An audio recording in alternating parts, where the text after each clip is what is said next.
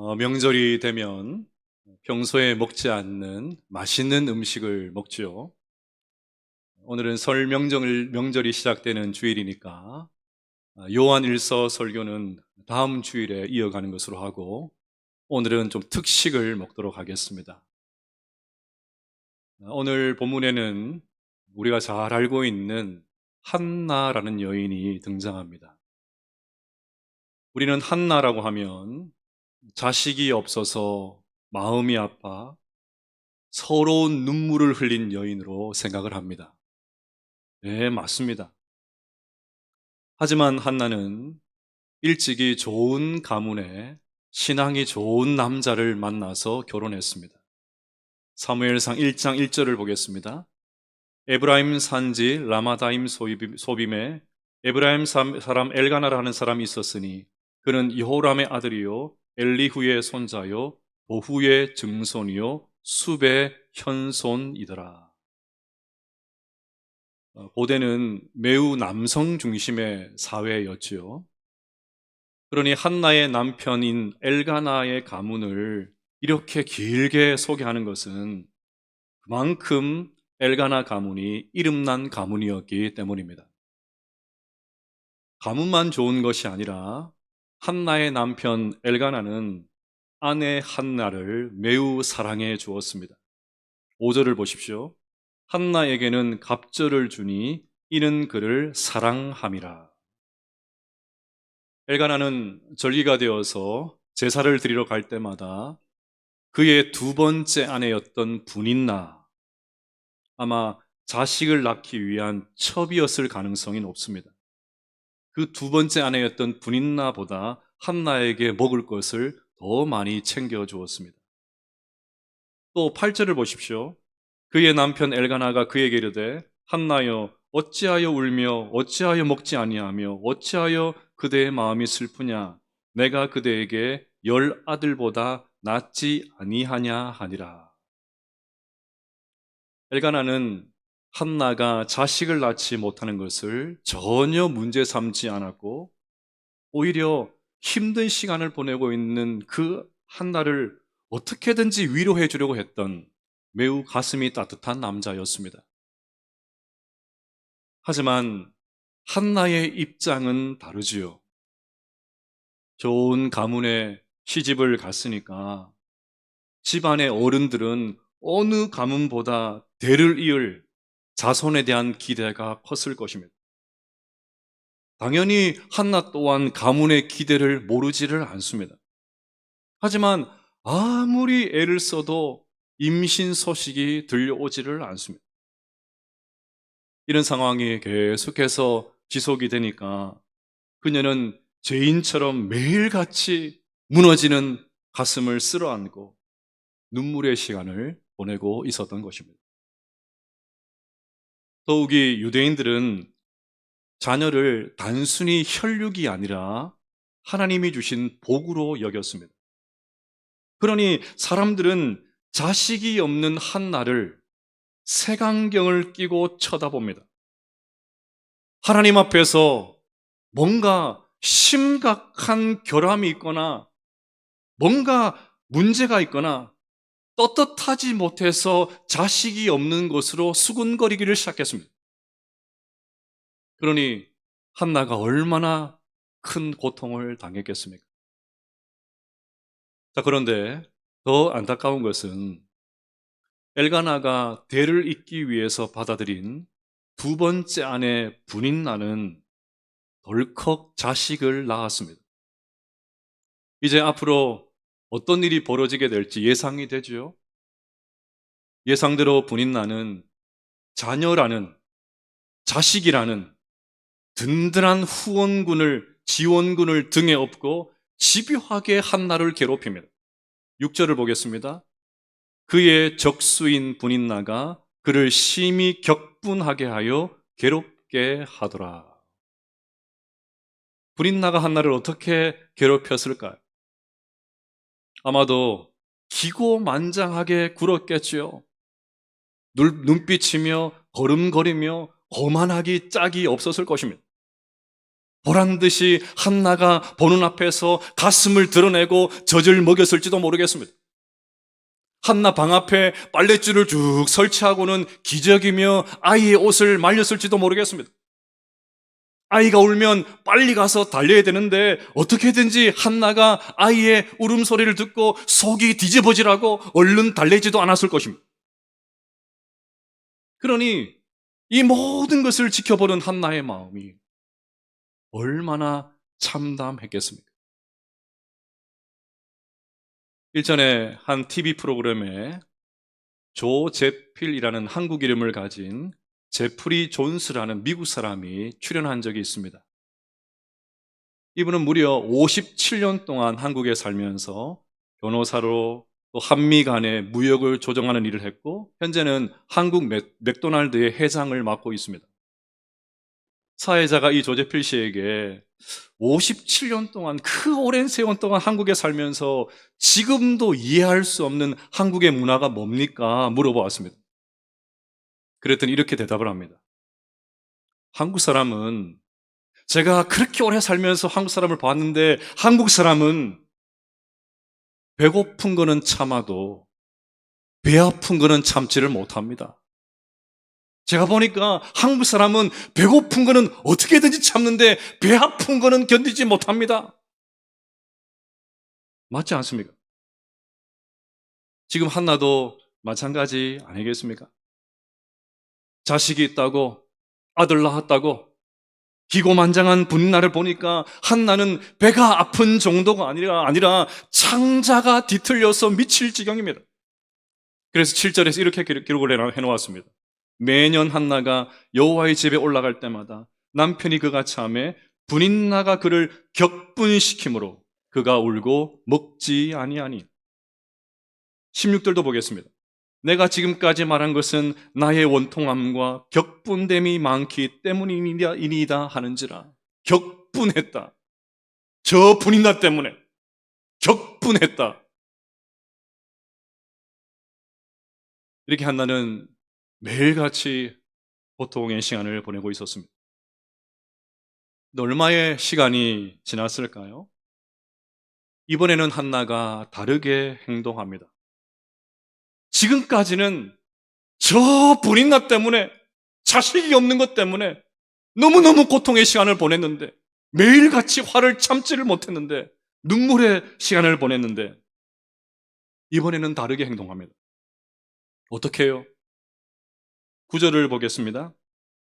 한나가 일어나니. 한나가 일어나니. 불인나와 한바탕 싸우기 위해서 일어나는 것이 아닙니다. 내가 저 여편네 가만히 두지 않겠어. 결판을 벌이기 위해서 일어선 것이 아니었습니다. 한나는 여느 때와 같이 울고 금식하고 화를 내는 것을 딱 중단하고 일어나서 하나님께로 향했습니다. 자신의 문제를 기도의 현장으로 끌고 갔습니다.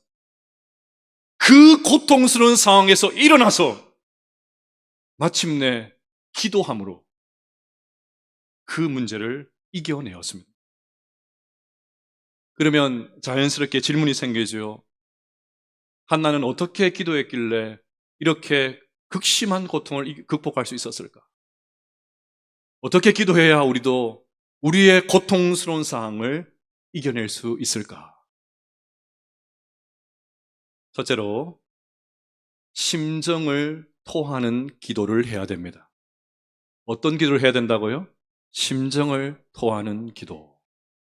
10절 말씀을 같이 한번 읽어보겠습니다. 시작. 한나가 마음이 괴로워서 여호와께 기도하고 통곡하며.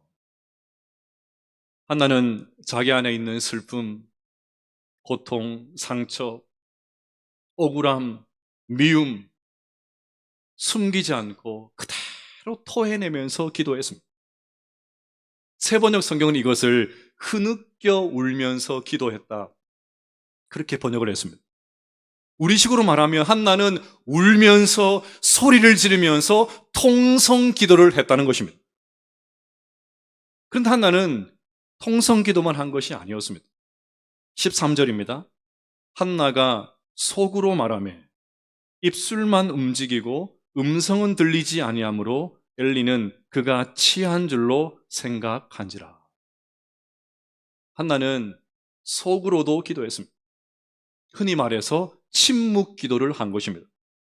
여러분, 침묵 기도를 했다고 해서 한가롭게 기도한 것도 아니었습니다. 엘리 제사장이 볼 때 마치 술에 취할 것처럼 생각할 정도로, 그런 착각을 불러일으킬 정도로 한나는 토해내는 기도, 음성은 들리지 않았지만 침묵하며 기도했지만 하나님 앞에 토해내는 기도를 했던 것입니다. 저는 이런 한나의 모습을 보면서 기도는 형식보다 중요한 것이 기도의 내용이구나, 기도의 형식보다 기도의 내용이 중요하다는 것을 새삼 깨닫게 됩니다. 여러분, 사람들마다 선호하는 기도의 방식이 다 다르지요. 어떤 분들은 통성으로 기도하는 것을 좋아하고 어떤 분들은 침묵하며 기도하는 것을 좋아합니다. 그런데 문제는 다른 스타일의 기도를 잘 이해를 하지를 못합니다. 통성 기도를 좋아하시는 분들은 침묵하는 기도를 기도로 여기지 않습니다. 자고로 기도는 간절하게 뜨거운 심령으로 기도해야 되지, 침묵 기도는 도대체 기도를 하는 건지 조는 건지 분간이 안 된다고 합니다. 반대로 침묵 기도를 선호하신 분들은 통성 기도하는 분들을 보면서 하나님께서 기머거리도 아니고 왜 저렇게 소리를 고래고래 지르나, 다른 사람 배려도 할 줄 알아야지, 수준이 좀 낮다, 그렇게 이야기합니다. 여러분, 무엇이 맞습니까? 무엇이 성경적인 기도입니까? 둘 다 맞습니다. 오늘 한나만 보아도 한나는 통성으로도 기도했고 침묵으로도 기도했습니다. 따라서 기도의 형식을 가지고 말할 필요가 없습니다. 성경에는 두 가지 기도가 다 나오니까 두 가지 기도를 다 할 수 있어야 됩니다. 통성 기도만 하신 분들은 침묵 기도를 배워야 되고, 침묵 기도가 최고라고 생각하는 분들은 통성 기도를 배워야 됩니다. 중요한 것은 기도의 형식이 아니라 기도의 내용입니다. 기도를 할 때마다, 하나님 앞에 엎드릴 때마다 내 마음 가운데 가득했던 그 고통과 분노와 아픔과 상처와 서러움과 질문들과 속상한 것 하나님 앞에 솔직하게 쏟아낼 수 있느냐, 그것이 중요합니다. 사랑하는 여러분, 하나님 앞에서 안 그런 척 하지 마십시오. 괜찮은 척 하지 마십시오.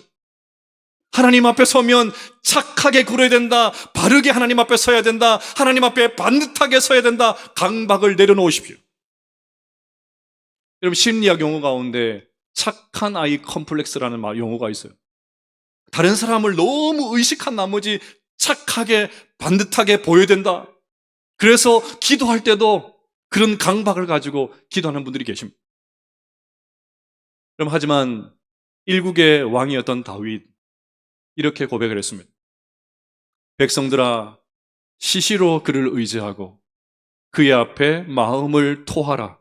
하나님은 우리의 피난처시로다. 시시로 마음을 토하라. 다윗도 그랬고 한나도 그랬는데 우리가 뭐라고 그러지를 못하겠습니까? 토하는 기도 하나님께서 듣겠다고 하시는데 왜 우리가 주저하겠습니까?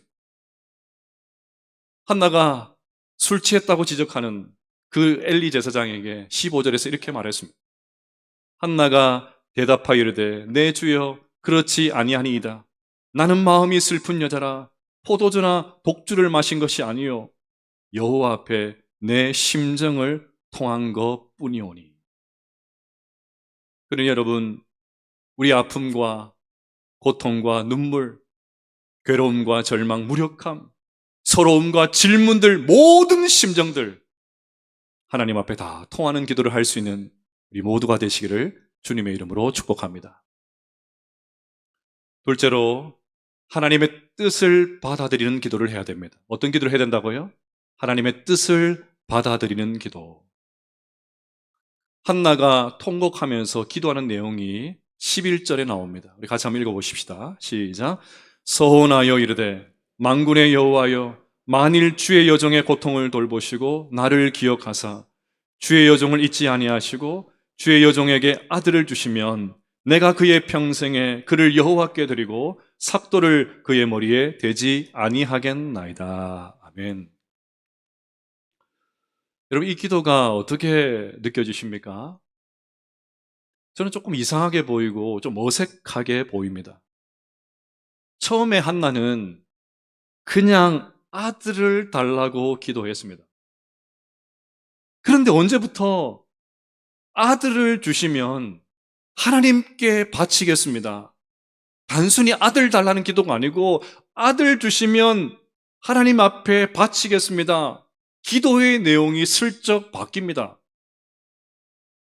여러분, 이상하지 않습니까? 어차피 하나님 앞에 바칠 아들, 어차피 하나님 앞에 드릴 아들, 왜 그렇게 울고 불고 그 난리를 치면서 그렇게 달라고 합니까? 처음에 한나는 자식이 없는 것 때문에, 불임 때문에 기도했습니다. 저 분인나 때문에 너무 속상하고 서럽고 원통해서 그것 때문에 기도했습니다.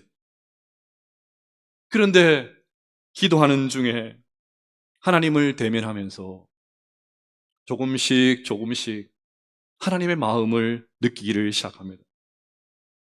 분인나를 향한 개인적인 분풀이로 시작했던 그 기도가 너무너무 답답해서 너무너무 고통스러워 시작했던 그 기도가 시간이 점점 흐르면서 그것을 넘어서기 시작합니다.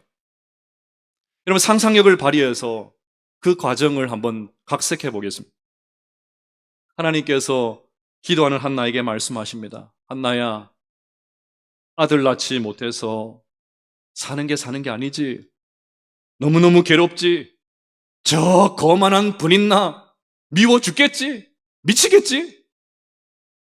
한나가 대답합니다. 몰라서 그래서요, 하나님. 하나님, 정말 저 너무너무 힘들어요. 너무너무 고통스러워요. 그래, 내가 너의 마음 누구보다 잘 알아. 사실은 나도 그렇단다. 사실은 내가 너의 마음과 똑같아.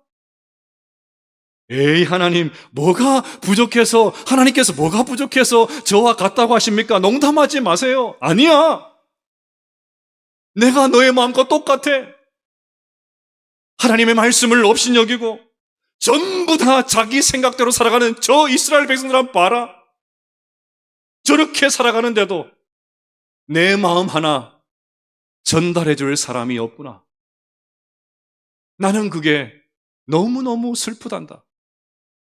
그래서 내 마음, 네가 어떤 마음인지 내가 너무너무 잘 알아.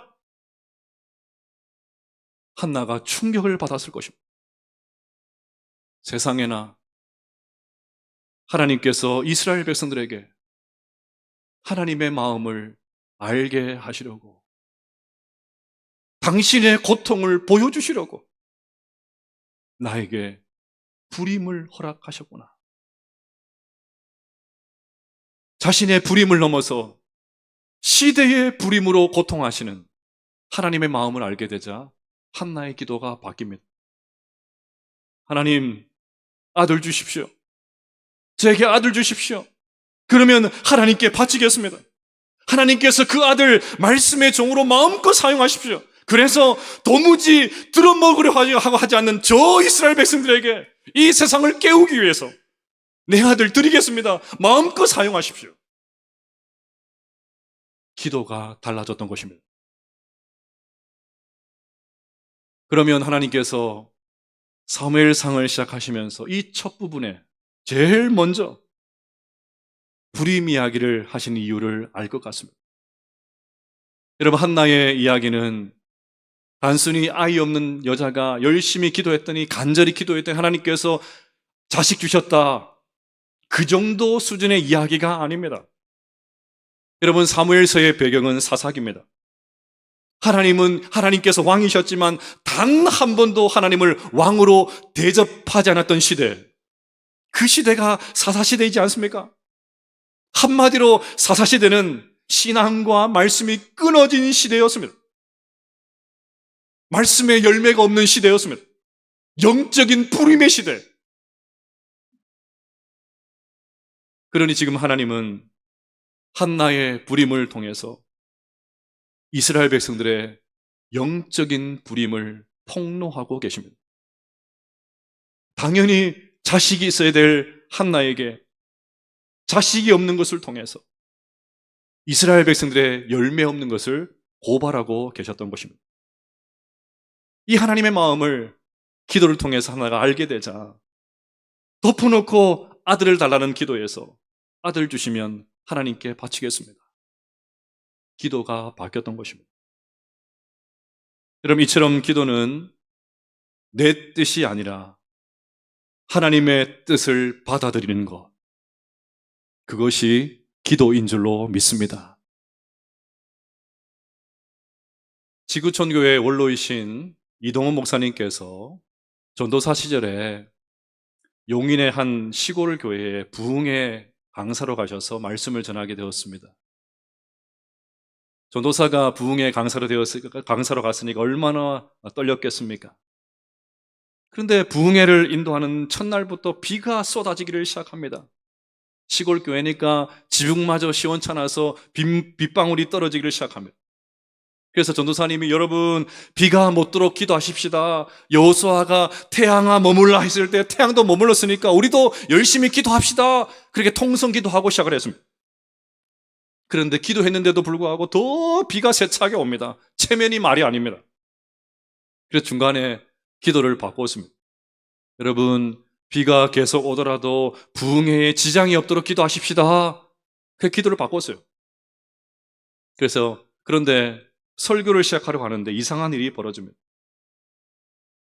비가 그치기는커녕 더 세차게 비가 쏟아지는데 갑자기 교회 문을 열고 사람들이 몰려오기를 시작합니다. 전도사님도 놀래고 모든 교인들이 놀랐습니다. 알고 보니까 그때가 농번기라서 다 열심히 일하고 있는데 비가 너무 많이 오니까 전부 다 일손을 놓고 교회로 몰려왔던 것입니다. 이 일을 겪은 이동호 목사님이 나중에 책에 이렇게 썼습니다. 비가 그쳤으면 큰일 날 뻔했습니다. 하나님은 나보다 더 잘 아시는 분이십니다. 그렇습니다, 여러분. 기도는 나보다 나를 더 잘 아신 하나님께서 더 좋은 길로 인도하신 것을 믿는 것이 기도인 줄로 믿습니다. 그러니 설령 아들을 바치는 것이라고 해도 하나님의 뜻이라면 기꺼이 내려놓을 수 있는 것. 그래서 끝까지 내 뜻, 내 생각, 내 계획을 관찰하는 것이 아니라 하나님의 뜻을 찾고 받아들이는 그런 기도를 할 수 있는 우리 모든 성도들 다 되시기를 주님의 이름으로 축복합니다. 셋째로 응답을 확신하는 기도를 해야 됩니다. 어떤 기도를 해야 된다고요? 응답을 확신하는 기도. 오랫동안 기도하는 한나를 지켜보던 엘리 제사장이 17절에서 이렇게 말합니다. 엘리가 대답하여 이르되 평안히 가라. 이스라엘의 하나님이 내가 기도하여 구하는 것을 허락하시기를 원하노라 하니. 이 말을 듣고 한나가 또 18절에서 이렇게 대답을 합니다. 이르되 당신의 여종이 당신께 은혜 입기를 원하나이다 하고 가서 먹고 얼굴에 다시는 근심빛이 없더라. 얼굴에 다시 근심빛이 없다. 이 말씀이 중요합니다. 여러분, 한나가 기도했더니 지금 당장 아들이 생겼습니까? 임신 기미가 보이나요? 입덧을 하고 있습니까? 아니죠. 그런데도 한나는 기뻐했습니다. 근심으로 주름졌던 한나의 얼굴이 기쁨으로 변하기를 시작했습니다. 이것이 너무나도 중요합니다. 우리도 여러분 문제가 생기면 기도 잘하지요. 통성으로 기도합니다. 눈물로 기도합니다. 한나처럼 오랫동안 기도합니다. 새벽을 깨우면서 기도합니다. 그런데 열심히 그렇게 기도하고 일어나면서도 또다시 한숨을 쉬고 걱정합니다. 그래서 제가 기도에 관련된 문장 가운데 정말 제가 좋아하는 기도의 문장이 있습니다. 따라서 해볼까요? 기도한다는 것은 기대한다는 것입니다. 기도한다는 것은 기대한다는 거예요. 기도한다는 것은 기대한다는 것입니다. 기도했다면 하나님께서 어떤 식으로든지 응답하신다. 그것을 확신하셔야 됩니다. 야고보서 1장 6절 말씀 같이 읽어보겠습니다. 시작. 오직 믿음으로 구하고 조금도 의심하지 말라. 의심하는 자는 마치 바람에 밀려 요당하는 바다 물결 같으니. 아멘. 조금도 의심하지 말라. 아멘이십니까? 기도하면서도 여전히 걱정한 우리를 보시고 예수님께서도 이렇게 말씀하셨습니다. 그러므로 내가 너희에게 말하노니 무엇이든지 기도하고 구하는 것은 받은 줄로 믿으라. 그리하면 너희에게 그대로 되리라. 아멘이십니까? 받은 줄로 믿으라. 아멘이십니까? 분명히 아멘 하셨어요? 근데 왜 걱정하십니까? 아멘 하셨잖아요. 우리도 한나처럼 기도하고 나서 기쁨으로 얼굴이 바뀌어야 되잖아요. 기도하고 일어나서 주여 할 게 아니고 찬송해야 되잖아요. 그런데 왜 그러십니까? 저도 그렇습니다. 기도하고 나면 기도했는데도 걱정합니다. 기도하고 나서도 또 염려합니다. 저만 그런 게 아니죠. 우리 모두가 다 그렇죠. 이유가 뭡니까? 왜 우리가 그러죠? 내가 원하는 대로 결과가 나와야 응답이라고 생각하기 때문이죠. 병 낫기를 위해서 기도했다면 병이 나아야 되고, 자식들 입학을 위해서 진로를 위해서 기도하면 척척 길이 열려야 응답이고, 내 사업, 내 직장, 문제가 해결되어야 그게 응답이고, 그것만이 응답이라고 생각하기 때문입니다. 하지만 내가 기도한 대로 되지 않을 때도 있습니다. 하지만 그렇다고 기도가 응답되지 않은 것이 아닙니다. 나보다 나를 더 잘하신 하나님께서 내 생각보다 더 좋은 방법으로 인도하십니다. 그것도 응답입니다. 여기까지 나아가야 돼요. 사무엘하 12장에 가면 다윗이 밧세바를 통해서 나왔던 그 불륜의 아들을 낳죠. 그런데 그 아이가 병이 듭니다. 그러자 다윗이 고쳐달라고 간절히 기도합니다. 다윗이 그 아이를 위하여 하나님께 간구하되 다윗이 금식하고 안에 들어가서 밤새도록 땅에 엎드렸으니, 당연하죠. 아들이 죽어가는데 기도해야 되죠. 금식하고 밤새도록 기도해야 되죠. 그랬는데 그 기도했던 아들 어떻게 되었습니까? 살았습니까? 죽었습니까? 죽었습니다. 그 아이 결국 죽었습니다. 그런데 그 이후에 다윗의 반응이 흥미롭습니다. 다윗이 땅에서 일어나 몸을 씻고 기름을 바르고 의복을 갈아입고 여호와의 전에 들어가서 경배하고 왕궁으로 돌아와 명령하여 음식을 그 앞에 차리게 하고 먹은지라. 아들이 죽었는데 잔치를 벌이고 있습니다. 장례식 치러야 되지요. 장례 치르면서 왜 하나님 이렇게 하십니까? 내가 이렇게 금식하며 기도했는데 왜 이러십니까? 탄식하고 불만하고 눈물 흘리면서 장례식 치러야 되지요. 그런데 다윗 잔치를 벌입니다. 음식을 먹습니다. 하도 신하들이 기가 막혀가지고 다윗 왕에게 왜 그러십니까? 묻습니다. 그래서 다윗이 또 이렇게 대답을 합니다. 이르되 아이가 살았을 때에 내가 금식하고 운 것은 혹시 여호와께서 나를 불쌍히 여기사 아이를 살려주실지 누가 알까 생각함이었거니와 지금은 죽었으니 내가 어찌 금식하랴? 내가 다시 돌아오게 할 수 있느냐? 나는 그에게로 가려니와 그는 내게로 돌아오지 아니하리라 하니라. 아이가 아파야 힘들어할 때는 혹시나 하나님께서 나를 불쌍히 여기실까? 그 마음으로 기도했습니다. 그런데 그렇게 기도했지만 하나님께서 데려가신 것을 보고 다윗은 하나님의 뜻을 알아차렸습니다. 다른 뜻이 있구나. 내가 다 이해하지 못해도 하나님의 다른 뜻이 있구나. 다른 방법으로 하나님께서 내게를 응답하시는구나. 다윗은 그것을 믿었던 것입니다. 여러분, 우리가 기도할 때 어떤 기도든지 하나님께서 응답하신다는 것을 믿으시기를 바랍니다. 설령 내가 기도한 대로 응답되지 않는다 할지라도 여전히 신실하신 하나님을 찬양하게 되시기를 바랍니다.